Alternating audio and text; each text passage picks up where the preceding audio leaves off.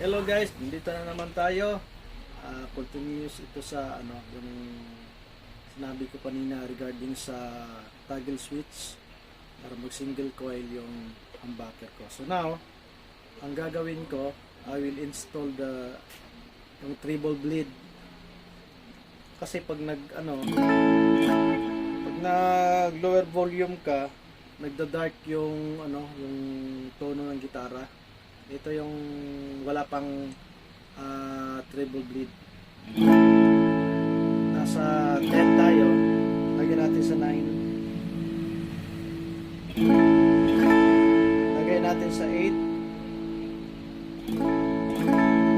Lagyan natin sa 7.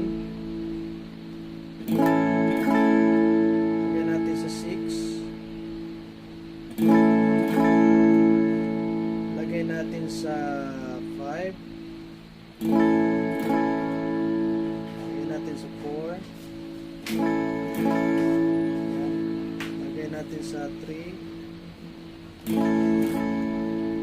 Lagyan natin sa 2. 2. Lagyan natin sa 1. So, 0. So yung sounds niya nagdo-dark siya. Yung treble niya na itong normal, hindi siya lumalabas, parang nagbasa, nagda-dark tone siya. So kakabit ko yung treble bleed. Next video natin idudugtong natin.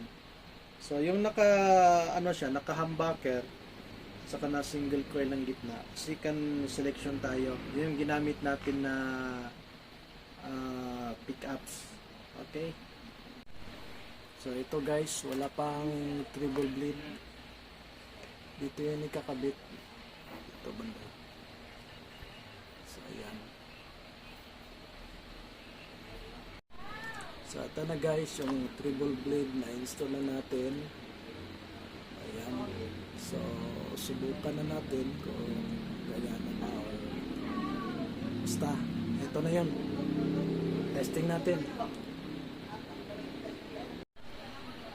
Ito na guys, na-install na natin yung treble bleed. So iti-test na natin same yung kanina, second switch. Yung second switch. Yan. Dito tayo second switch, single coil tayo. Dito sa humbucker. Itong single coil dito tsaka ito yung iti-testing natin. So nasa volume number 10 tayo. Lagyan natin sa 9.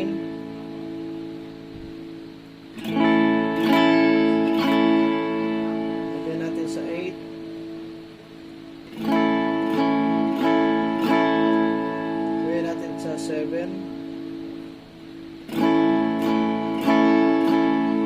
Lagyan natin sa 6. Lagyan natin sa 5.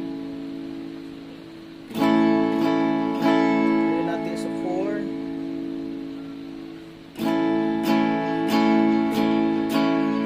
Lagyan natin sa 3. Lagyan natin sa 2. Lagyan natin sa 1. Ayan, 0. Off.